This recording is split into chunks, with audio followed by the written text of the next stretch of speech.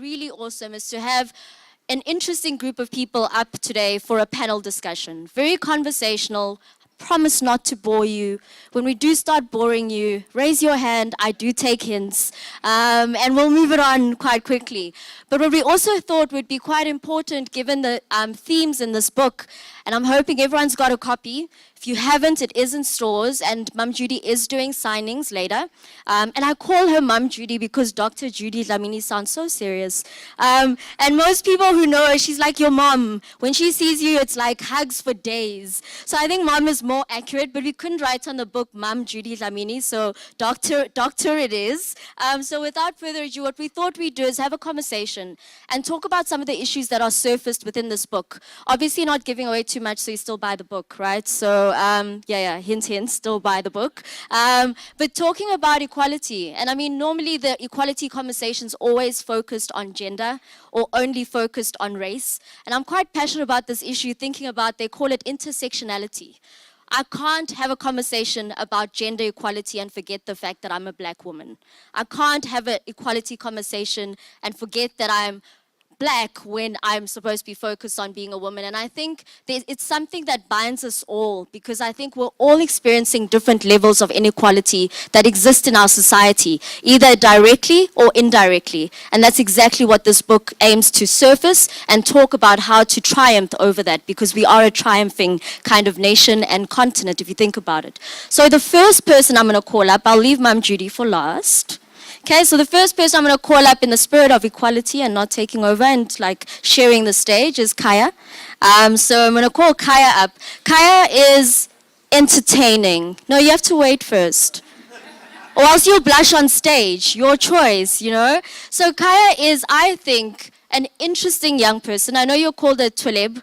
I think you're a bit more than that. He's an opinionated writer, most of us would know, but also an interesting man in a man's world.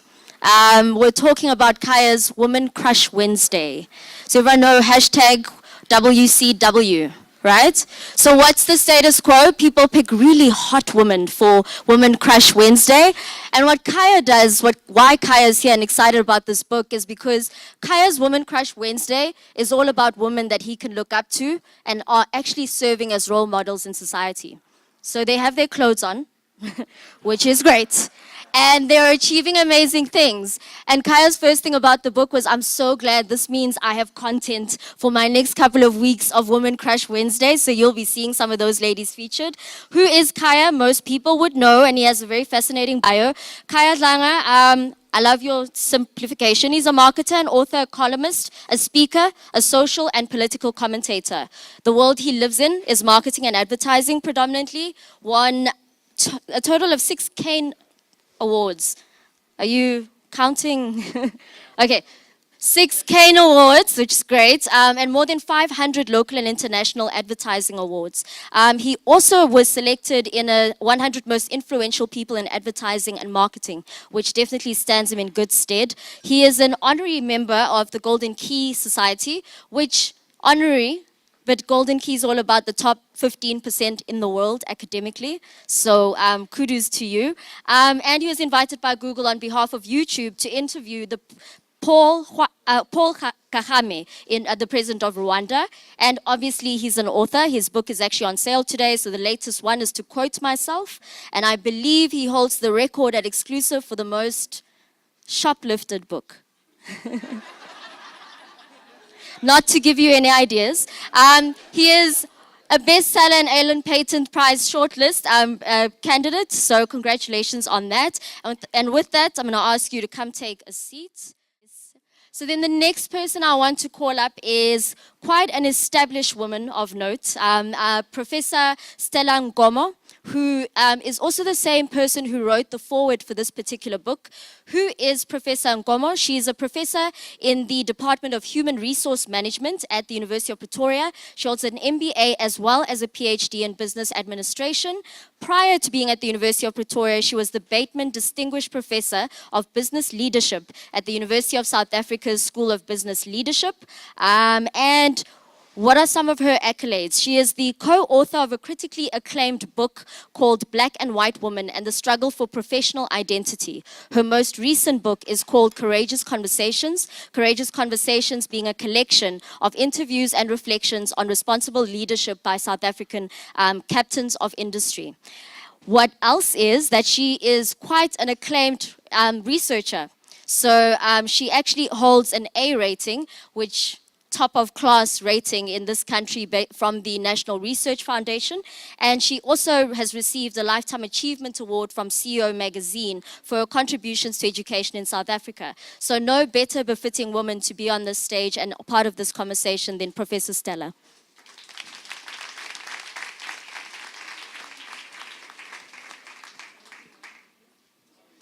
That's great. All right, then I am going to call up Mum Judy. Okay, so Mum Judy hates long introductions about herself. I guess it's because you think I already know these things about myself, but I do, and I think we all know her in varying degrees, but it also always astounds me how we all know her personally and being an awesome person, and then we find out kind of the many accolades. But also, even if it's the other way around, where you know about the accolades, then meet the person, it's always a humbling experience. So, who is she? What is she up to? Besides everything, she is the chairman, the executive chairman of Mbekani Group. Who is Mbekani Group? Mbekani Group is in the retail, high-end fashion industry in Luminance and through Jimmy Choo. They are also in the healthcare industry as well as in the commercial property business. She is also she's a former chairman of Aspen Pharmaceuticals, which is a JSE listed South African pharmaceutical manufacturer that works across 120 countries. She has recently celebrated 20 years of Mbekani, her own business that she started from scratch and a major milestone. She's recently finished off this book after completing a dream, which was getting her PhD, and this book is fruit from that endeavor and that success, and I'll stop there. So if you'll come join us up on stage.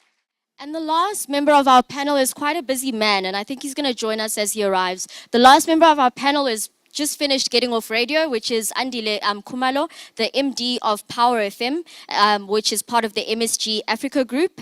And as noted, he has been presenting Power Business between 8 and 6. He's a chartered accountant by profession and background and a former investment banker. And he's the former member of the Takeover Regulations Panel and a previous director of SAA. So he'll be joining us on arrival, but I do want to get started with the conversation and we'll join him in once he gets here. Awesome. So, all right, cool. So I'm going to pick to sit here, just in case I ask Kaya something he doesn't want to answer.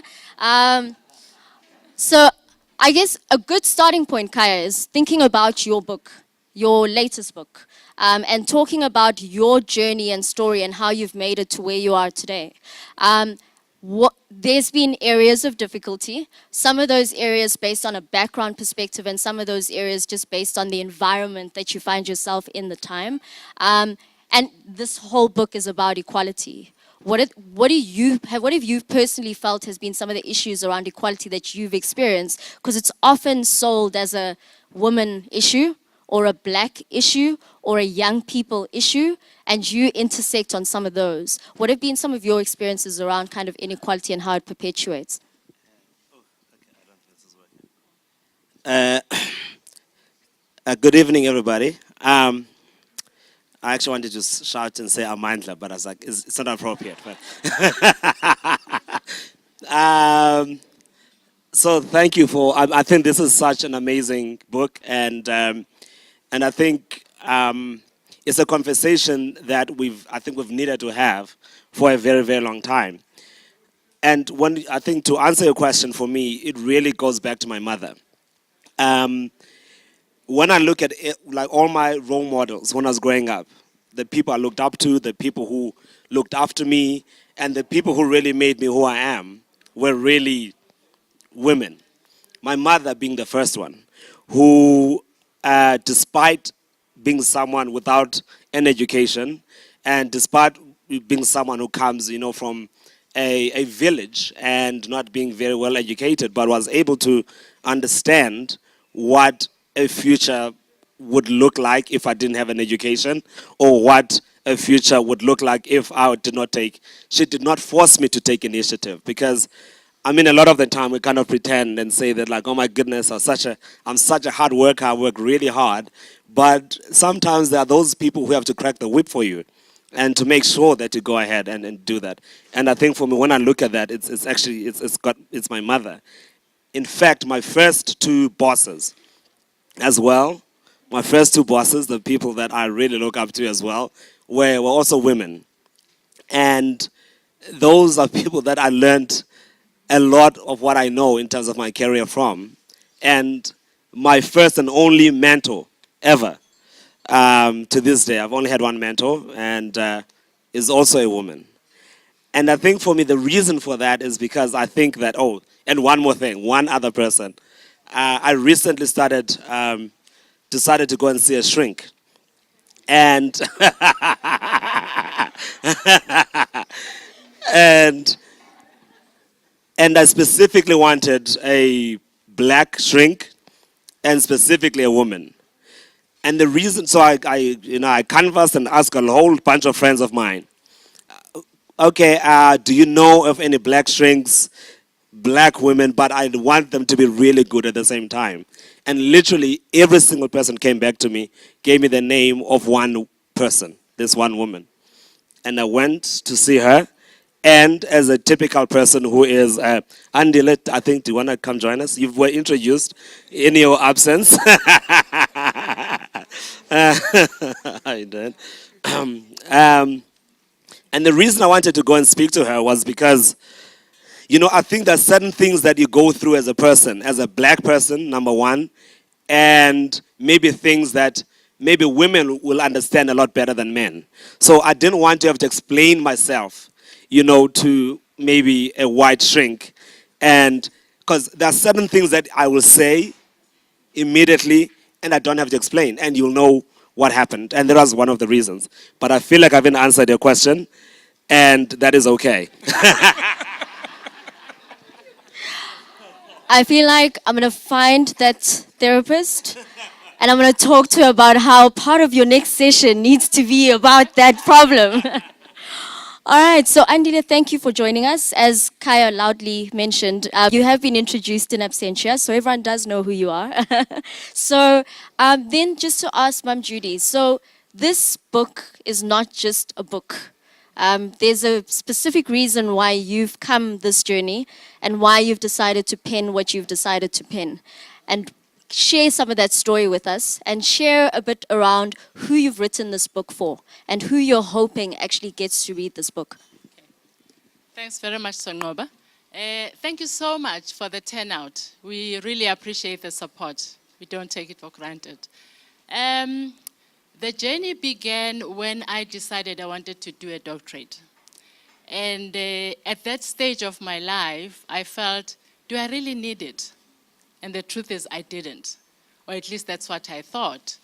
And so if you're doing something in a life that is as hectic as we have, each one of us, you then say, what will actually drive me to do this degree? And the drive for me had to be something I'm passionate about. And I am very passionate about equality.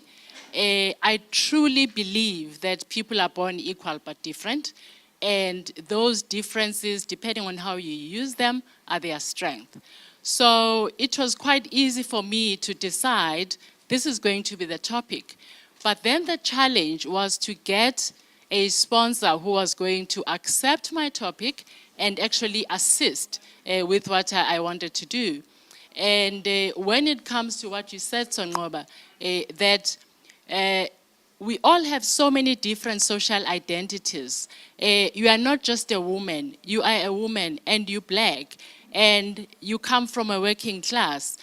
So for me, it was like, how do you then look at the intersection of all these identities and then look at the career, the impact that it has on the career of women?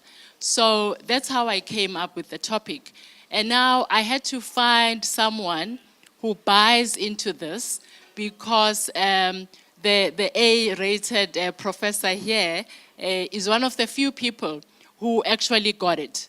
She's one of the few people that didn't actually dissuade me against the topic that I had chosen, because it becomes quite a problem, those who actually are academically inclined, to find a professor who is a specialist in the field and who actually helps you along what you've chosen to do. And I actually went to UNISA simply because Professor Stella Ngomo was there. So that I'm actually so privileged that she could join us tonight. And then the journey of actually doing research, literature review around the topic was quite a rocky one, because we don't have enough information or actually enough authors that have tackled the subject, especially in this country. When you look at most of the information that's there, it's mainly in the US, it's mainly in the UK. Even there, at the time that I did the research, you didn't have much in terms of the intersection of the different social identities. You'll have something on gender, you'll have something on race, but you wouldn't have something that actually looks at the intersection of the three, especially when it comes to social class. And in this country, social class was quite an interesting one, because it was defined differently to other parts of the world, mainly because just because you were black, or African as I choose to call myself, you were working class. It didn't matter that you had a degree, it didn't matter whatever else, whatever way that people are defined in other countries in terms of the categorization of social class, it's different. So those are all the things that actually got me interested. But secondly, when I then embarked on this journey, and I met the beautiful women who are so accomplished and yet so humble. Some of them are around here. I saw Dr. Lulu Kwakwa here. I saw Dr. Vuyo Mahlati and the husband, Gil. I'm very indebted to those women who actually gave their time and were supportive. And you know, I chose to go for life journeys, and thanks to Prof, who actually said, you know, you go to these meetings, I think it's Business Women South Africa, where you actually rattle these numbers. How many CEOs are women, 3% on the chest, and so forth. And when you leave those presentations, you say, who are these women? What are their stories? You know, because there is so much to be learned from people's stories rather than just the figures. So it was important that the type of research that I chose was going to be life stories, and it was going to be grounded theory, because I want to come up with theory that will inform the people that come after myself. And the more I listen to the stories, obviously I'm not young. I got my doctorate when I was 50 what? 5? So, yeah. So, though the people that I interviewed were either my age or younger, I learned so much from just listening to their journeys. I got very inspired. But the other thing that I realized at the time is that so many people, across gender, by the way, and across race, would actually learn so much about themselves and about how the other people have tackled the corporate world or the academic world or the public sector because of the women that I actually interviewed. So I felt, and one of the things, obviously, that I've experienced with the busy lives that we all have in this room is that you get so many people that are younger than yourself who actually want you to mentor them. And you so want to do that, but you haven't got enough hours in a day. And then I thought, you know, if you put something in a book, you reach people that you'll never meet, no matter what corner of the world they are in. So that inspired me to say, I cannot work this hard. And I've worked hard, like most of you, but I've never worked as hard as I did for my DBL. So I thought it can't go to waste. It actually has to be accessed by people in my age, people that come after us, across race, across social class, and across gender. So that is my target market, and I hope men find a place in the book that actually talks to them too. Thanks.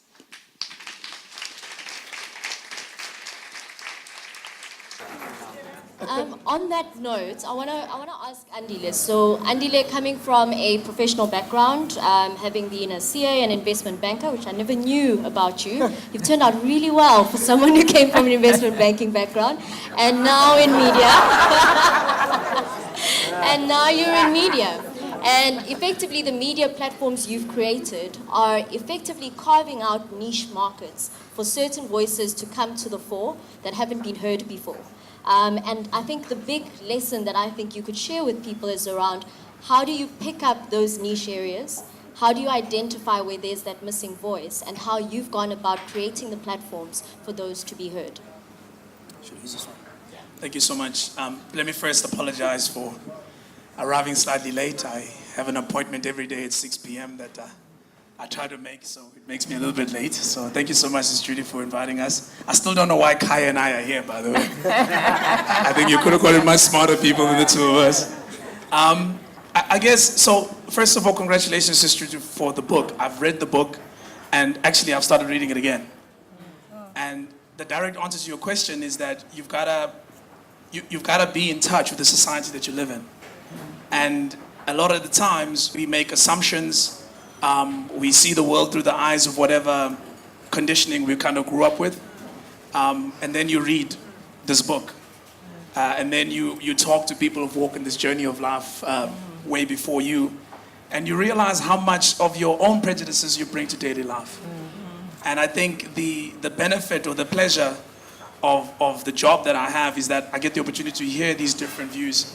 But not only that, I get the opportunity to shape the direction of those conversations. I'll give you an example of one key thing that certainly comes through the book, and that's the role of men in this entire discussion around the progress of women.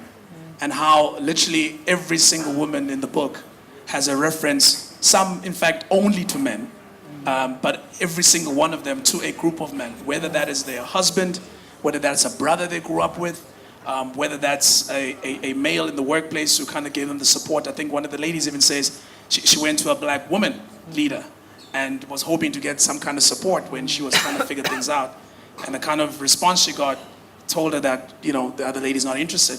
And it turned out to be a man who kind of gave her that support. So, and I don't know if we as men, one, I'm not sure if we even accept the acknowledgement. I'm not sure if we get enough of it, but I'm not going to get into that.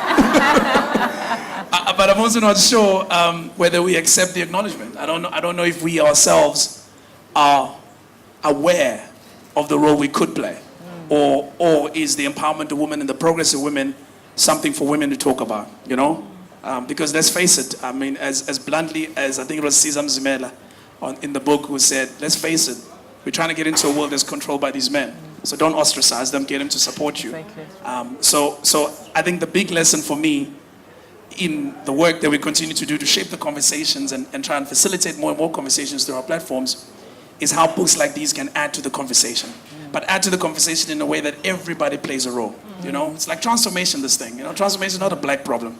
Yeah. You know, it's everybody's problem, particularly for white people because they are the haves. And I think it's the same thing with men. I think the empowerment of women, the giving of opportunity, you know, because that's all everybody needs, right? Nobody really wants a handout. We're all hardworking here. We just want an opportunity. So I don't know if we men, certainly not me, after reading the book, I have a bigger appreciation of the role I can personally play, you know.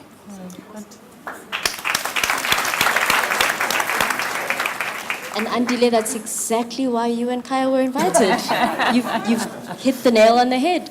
Ma'am Judy, what I'd like to talk about is you could have written a book about your story. You could have sat down and penned a story about your life, your successes, your achievements. And what you chose to do was go out and find other women who had similar stories, sometimes vastly different stories, in order to share those stories, but possibly share what it took for them to be successful. And people could guess what some of those things are, but oftentimes people think those women have the same story, that it's a singular narrative around their background, around what they had to do to get to where they were. Did you find that to be true in the interviews you had with those women? That's an interesting question, Songoba. It was quite interesting that your initial social class, because we all know you might actually start off as a working class person, but you actually empower yourself to being an upper class. And, but the initial social class, and if you add race to a working social class, then you actually had to do so much more to be at the level of a C-level, of an executive. And it was quite interesting that the people that started off being middle class to upper middle class maybe would actually just have a junior degree and be CEOs. So there is an element of prejudice that is based on the social class you started off with. So you'd find that people that were more likely to have a PhD and/or an MBA almost invariably were African, you know? Because the people that I targeted were across race. Obviously, it would make sense. So there were whites, there were coloreds, Indian, and African. So yeah, it's a combination of factors. So if you are a working class and you are African, you really have a very difficult path to actually reach your destination. The stories were different. I'm trying to remember the question that I just want to make sure I ask it.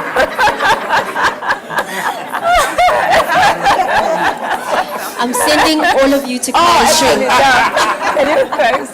I knew I was forgetting something. That's the beauty of being as young as I am. One of the things that you'll find in the book, though, it's not just the women stories. You also have men. Because two things happened. When I was in the field, I actually had to go back to the women that I interviewed to say, I would like to actually publish a book. Do I have your permission? Some people were very private. I would have been that way initially. And they said, no, it was fine for you to get your degree now. I wouldn't want to be in the book, which is great. I still appreciate the time that they gave me. So I had to look for other women so that there's substance in terms of the different life journeys. The other thing that I then added, because the information that I got from the field made it quite clear that we need men. In case we didn't know how much we needed men, this was very clear from the research. So I had to find men for the book. I needed the men's voice to actually say, how do you fit in? And the men that are in the book are maybe two men, one locally and one international. And I'm very grateful for the local men that allowed me the time, because he's extremely busy, as you'll see when you open the book. But the motivation for me to actually seek him out specifically is because I heard of his servant leadership when I did my MBA at Wits. And there was a trade unionist in my class, and when we were discussing leadership, the styles of leadership, he came out tops in terms of just being a servant leader. But also, when I interviewed the women, both for the doctoral thesis, but also for the book, he came out as such an empowering person. So I actually waited, I think the book was later, I mean, I published it much later because I wanted his voice in the book, because I wanted to find out what drove him to believe in equality and to believe in women the way that he did. All right, so we're running a bit out of time, and we still want to ask people in the audience some questions. So I'm just going to ask one question. Hopefully, you guys will answer the question. So just thinking about it, and in the spaces that you're in, what do you think we rob ourselves of by not embracing and having diversity as the norm?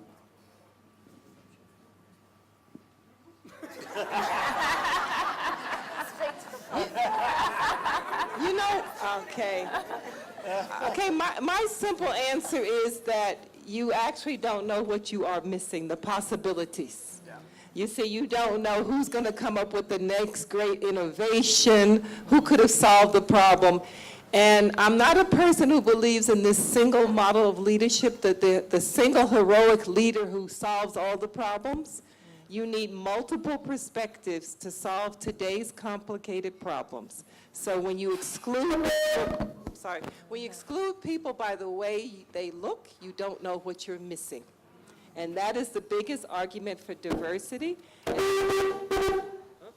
I can just tell you, I have to bring something academic in. The empirical studies have confirmed this. We just need to get our head around it. Diverse groups make better decisions than homogeneous groups. That is a known, established fact in experiments. But for some reason, we let these superficial, phenotypical things get in our way of seeing the person behind the body that they're in.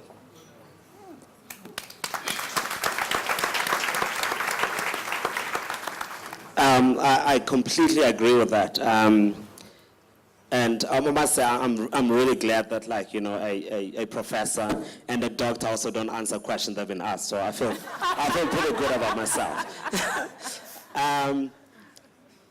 There's a book by Dr. Richard Florida. It's called Rise of the Creative Class.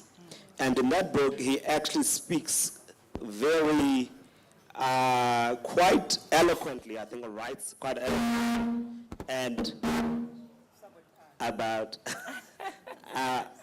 about diversity. And so he talks about the most creatives, like he actually starts talking about different cities. So the cities that get the greatest, the biggest economic growth are the most diverse parts of the city. So they will have more black people, they will have more, mixed genders, they will have straight people. I think that, as per Sis Judy's book, I think we are equal but different.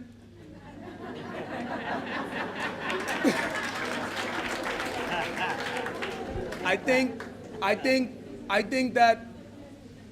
that part of my own problem is that I was brought up by my mom. And I work with a guy who's my best friend, who's also been brought up by his mom. And like 65, 70% of the people at Powerhouse are women. So we kind of enjoy having women around, I think. But I am, though, whilst I'm not an extremist in my view, I am, though, of the view that, you know, one of the points that's made by one of the people that's covered by Sis Judy is that 30%, because it's a big conversation around quotas. I don't want to release too much because you got to get the book yourself. Yeah. But there's a very important part about quotas in the book. Yeah. It's a fascinating conversation, just about how, like, equally intelligent, equally experienced women have such different views on it. One of the quotes is, a 30% quota for women is a 70% affirmation of men. If that's feminist, then I'm feminist, because that's not equal, all right? Why do we have quotas that are less for women? You know, it took me back to my corporate finance days. We used to do BE deals when I was a banker. And even in a 25% conversation, I know that we all don't agree that's the right number, but even at 25%, women groups always ended up with 5. Yeah. I never got that. I never quite understood why was that. And it was 5. It was never more than 5. It was 2.5, 5. Like once it was 5, it was like, okay, enough for the ladies. You know, everyone else can get the other 20. So am I extremist? No. Equal but different? Yeah.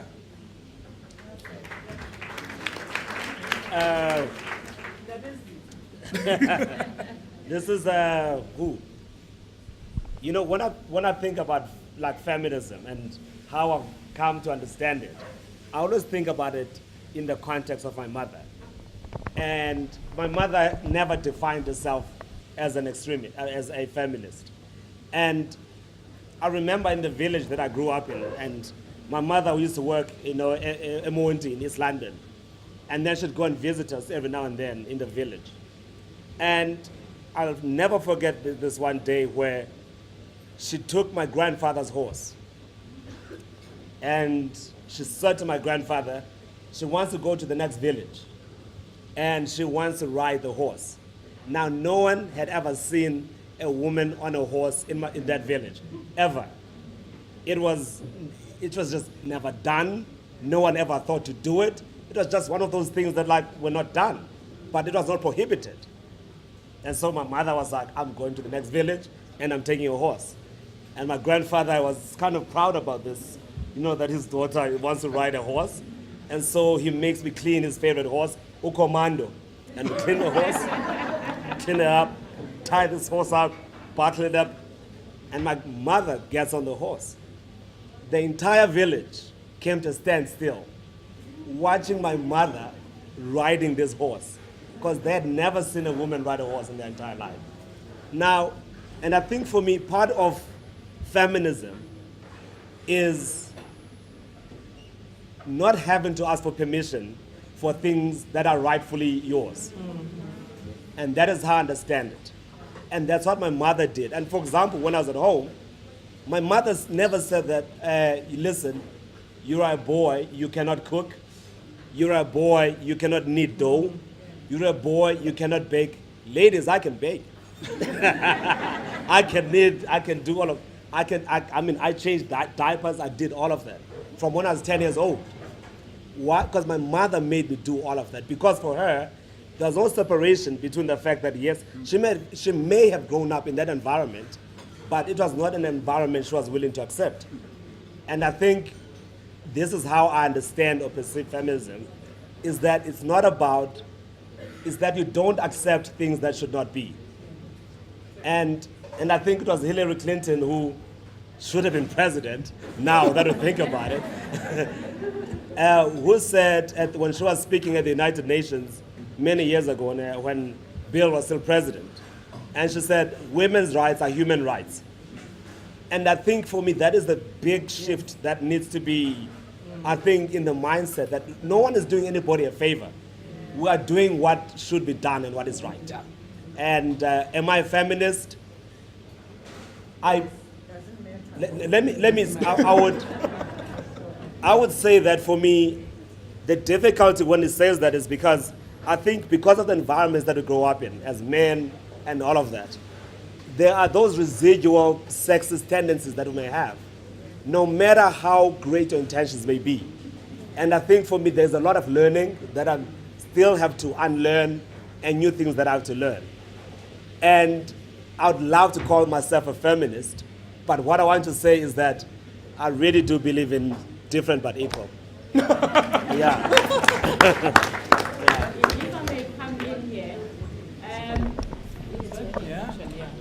great. I think we get bogged down a lot on definitions. And those definitions actually don't add anything to the conversation. But what they do is that they actually get people agitated. The minute you say feminism, there's a certain box people put you in, and it doesn't actually help the conversation at all.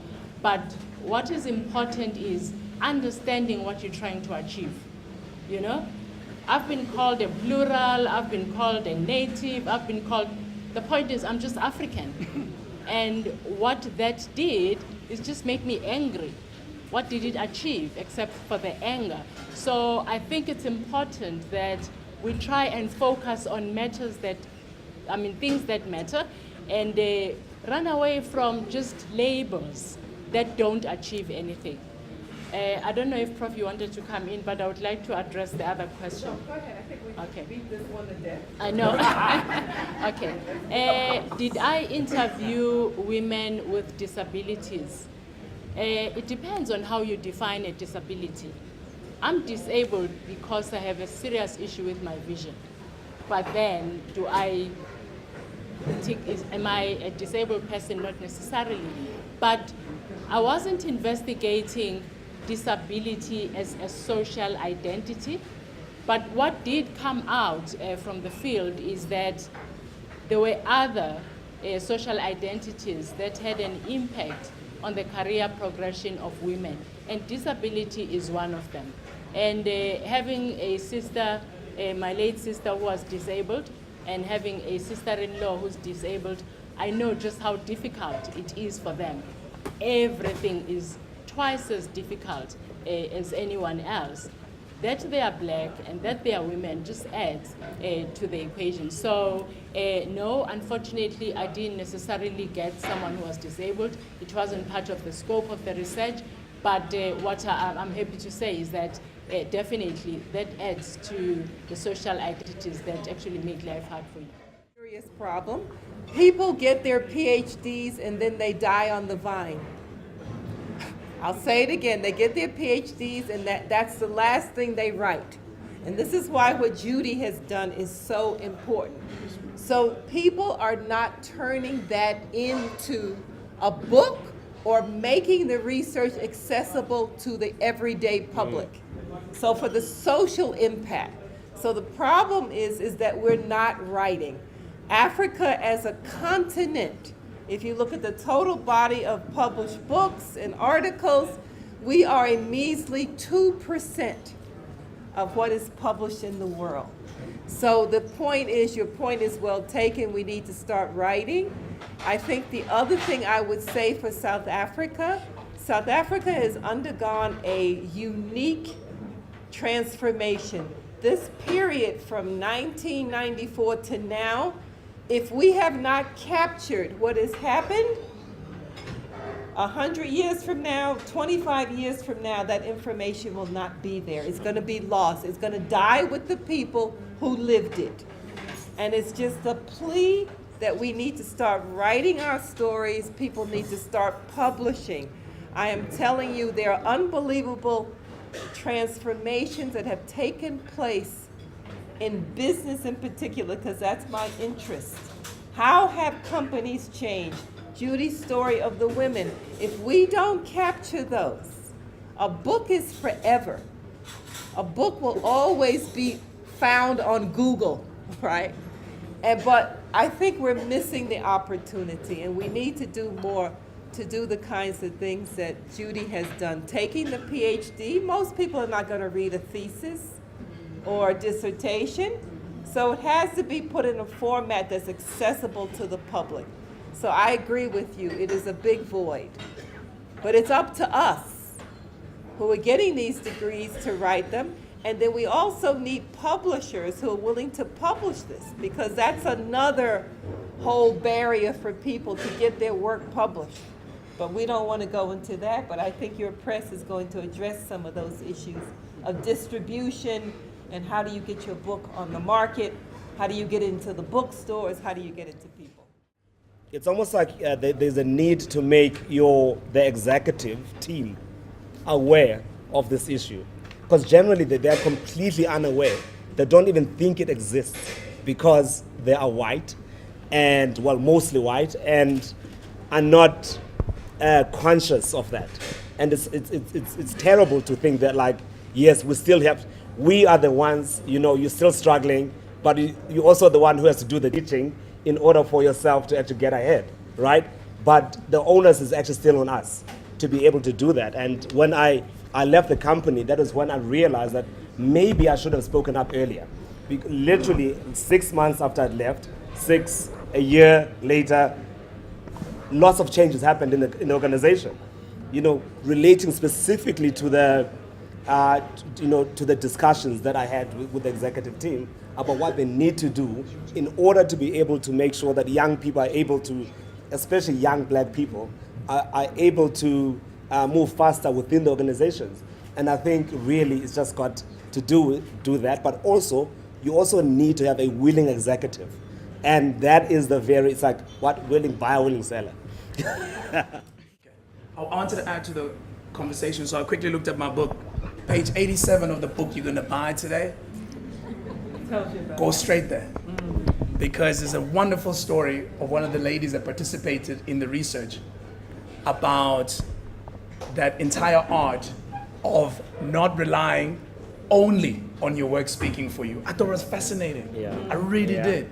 So I appreciate it just by being black, in a white environment. I had no idea how much more complex it gets when you're a black woman.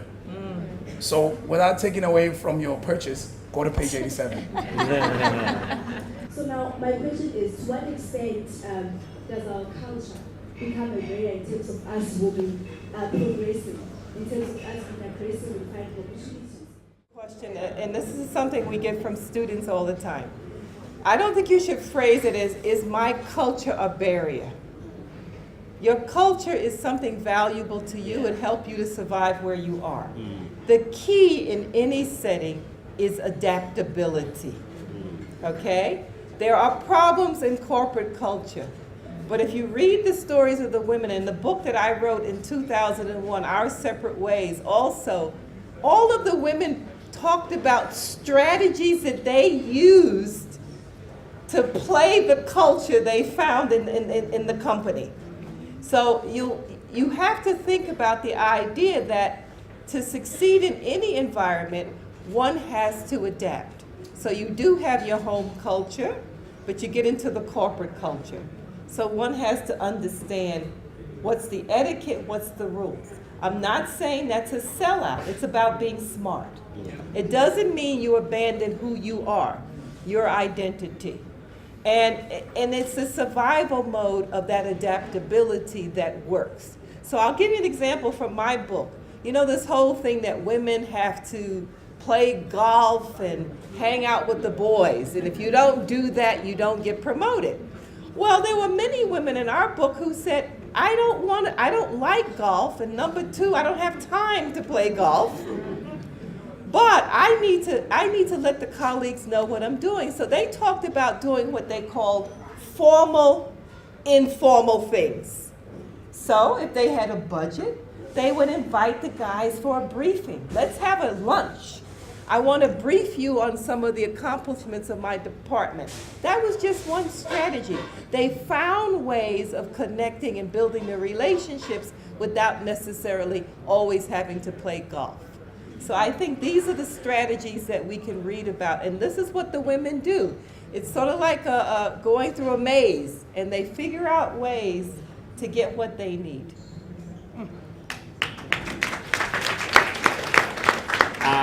I must say I really like that idea of adaptability, because when I look at it, and I really do think as black people, you have to be adaptable. So I remember when I first, when they opened the schools to black people, and I had to go to this school as the only black person in my class, and I had to find a way to adapt to the system, but without losing who I am, because at the end of the day, I have to walk home, get home, elokshile. That's what I had to do every single day. So I think as black people, we have this duality that we constantly have to live with. And I think that probably women, to a certain degree, have a greater duality, if there's such a word, that they have to deal with, because you're a woman in a corporate environment and you're a black woman in a corporate environment. So how do you deal with that? And I think we probably underestimate our ability to adapt, because throughout our lives, we have to constantly adapt to what the world is versus to where we've grown up or where we'd like to be. So my observation of the stories, of the different stories from the women, was that by virtue of their race and their class, the backgrounds were similar in terms of, let's call it culture, what we call culture, what you and I call culture, the Toffin Bible story, right? So they grew up in a township, they grew up in a farm holding, etc., etc. There was one consistent theme though, that notwithstanding that, and I would even say, I know Sis Judy's being all modest here, her own story is in itself a story about parents who made the point that Kai was talking about his mom, that notwithstanding that this is the social construct you live under, I as a parent, whether I'm your mother or your father, I'm going to tell you that you can be anything you want to be. For one reason only, guys should buy this book if they've got children, particularly daughters. Because it got me so jealous. I was so jealous of some of those parents. Because, the women now, later on in their careers, talk back about why they were able to maneuver these things and navigate because of what they grew up with in their own heads and notwithstanding the environment they were in. You know what I'm saying? So on on that note, I'm going to ask Mum Judy to close out and also say a couple of words, in thanking the people who made this possible. And I think definitely just ending it around the intention around this book and who you wanted to reach the most. And then we'll talk about what comes after this. Okay. Oh. Okay. Thanks, Mama. Mainly I want to thank everyone, but the target market for the book is men and women, especially what you said, Andile. If you have, whether it's your kids or it's your nieces or your nephews, I think it's quite informative to just walk the journey of the people in the book with them, men and women. If you are a business leader, I think there is something in it for you, whether you're a man or a woman.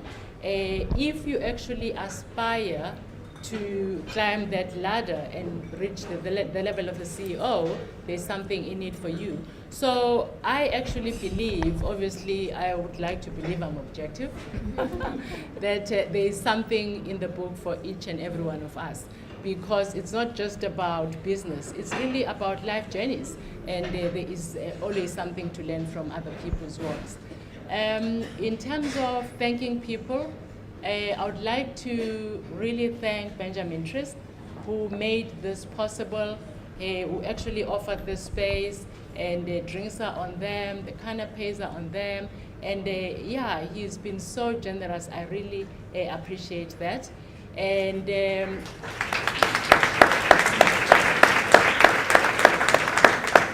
and his team. The turnout, we really appreciate you coming through for us, because if you didn't come, we would actually be chatting amongst ourselves, and I really appreciate that. And in terms of the contribution that I got from the different women and men towards the thesis and also the book later on, you have no idea what it means to us. And we have no idea what it means to the people that will read the book, because you sacrificed your time and you opened a piece of yourself. You gave a part of who you are so that other people's lives will be better because they actually learned from your life. I really appreciate that. I've seen two of the contributors to the book. As I said, Dr. Lulu Gwagwa and Dr. who, by the way, was the very first person who actually gave me an interview, and she was one of those who kept on saying, I want the book. You know, it's inspirations like that and encouragement that you get from the sisters that is so important. And I saw Dr. Vuyo Mashati, who was also very encouraging, but not only that, Vuyo has got a doctorate, and she's turned her doctorate into a commercial venture, which we need to actually applaud. You know? It wasn't always easy to access the people, the leaders that I was targeting for the book and also the thesis.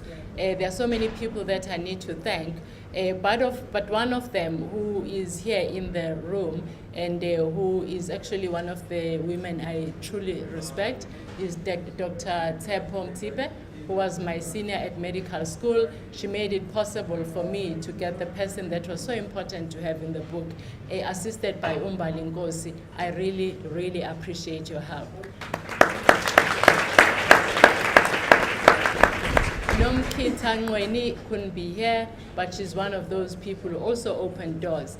You have no idea how important it is that when you have influence in areas that matter for someone who's trying to reach something, you actually give them that access. It means the world, and I hope each and every one of us tries to do that.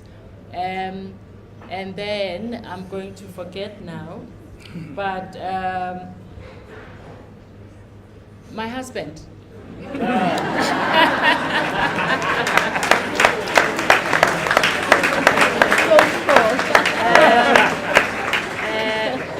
My husband, who's allowed me to dream and helped me with my dreams and just be my best friend, my mentor. I really appreciate you. Thanks for your support. And my beautiful daughter.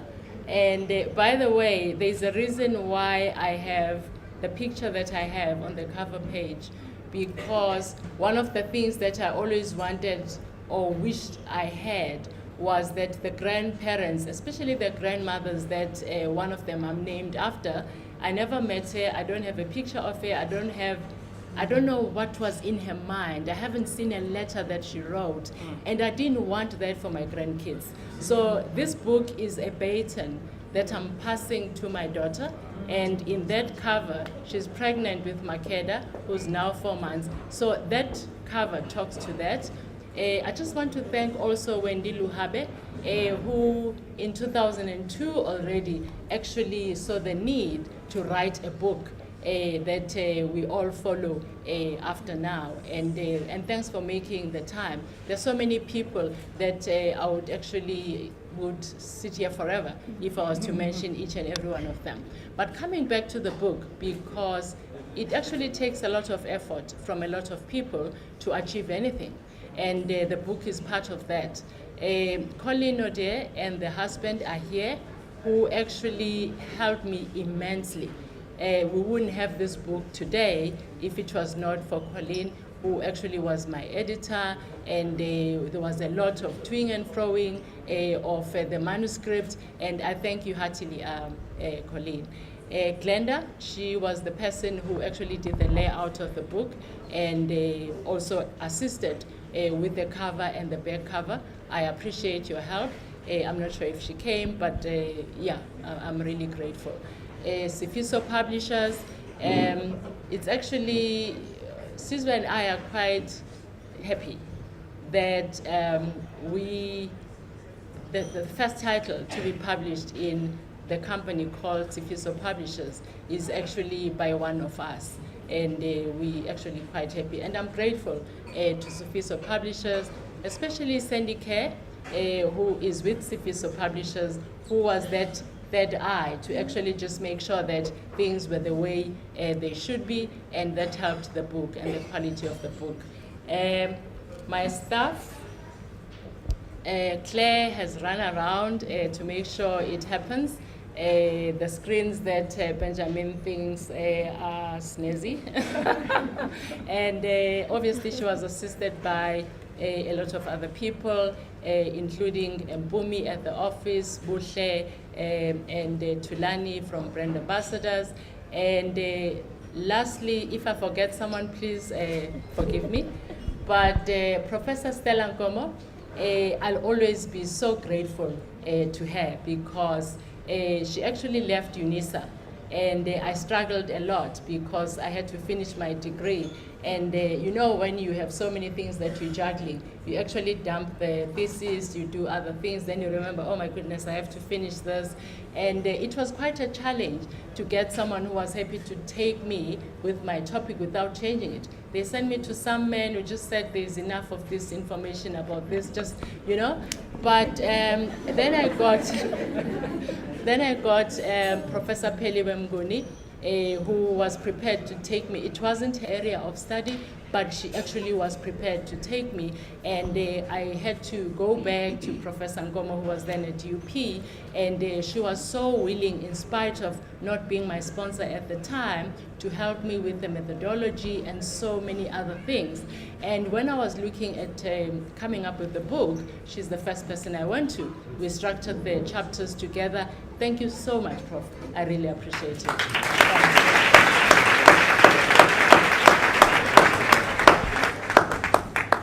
All right, so And the panelists. I knew I would forget someone.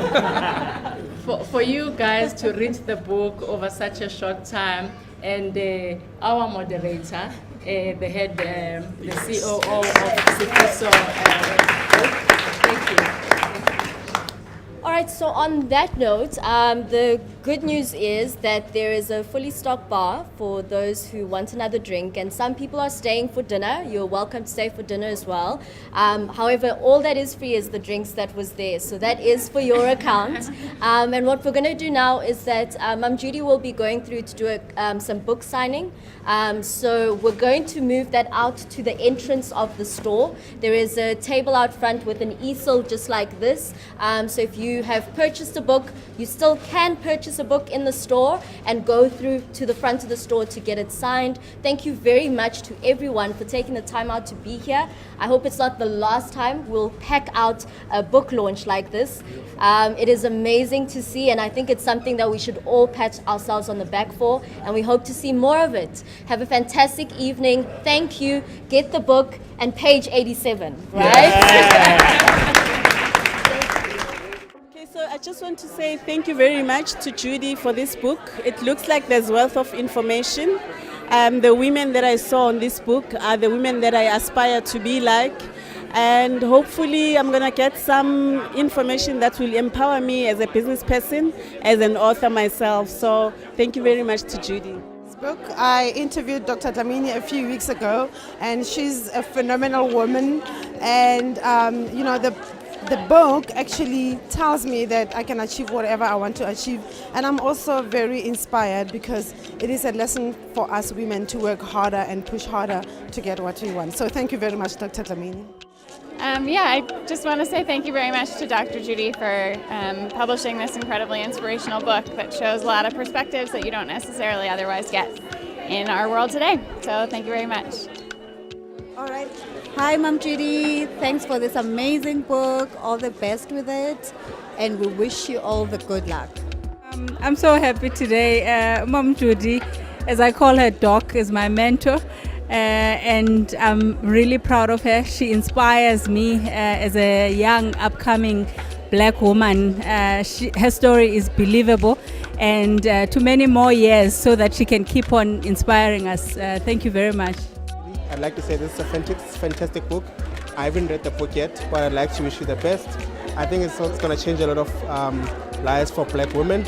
And I hope it empowers a lot of people that are also stuck in the box and want to see changes into their lives. I'd say congratulations on a work well done, and I think it'll be a very influential work, not just for this generation but for generations to come, and it's only the beginning of great things to come. Congratulations, Mom Judy. It is so inspiring to see my academics actually doing really well, and you're such an inspiration to some of us who are in academia. And congratulations once again. Okay, it was a wonderful experience being the editor of this book, getting to know Judy as a person and as an academic, and it was really uplifting. The stories about South African women and men's role. It was just absolutely amazing, and all the best to her for the sale of this book. Everyone has to read this book. It's a South African wonderful story. I just wanted to say that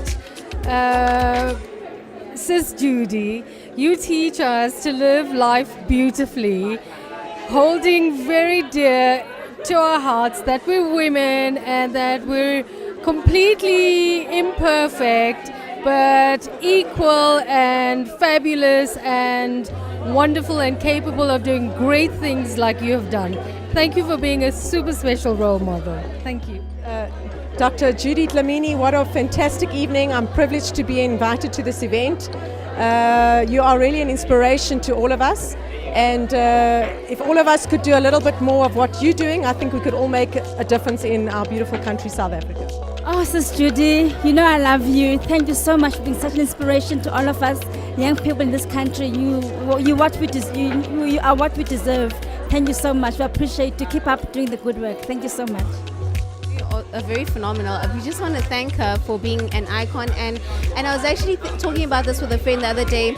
The issue of consultative leadership, the fact that leaders actually give you their time and day, they talk to you, they entertain you, they are interested in what you're doing, and that's what she's doing, and her impact is so profound. It's awesome. It's phenomenal.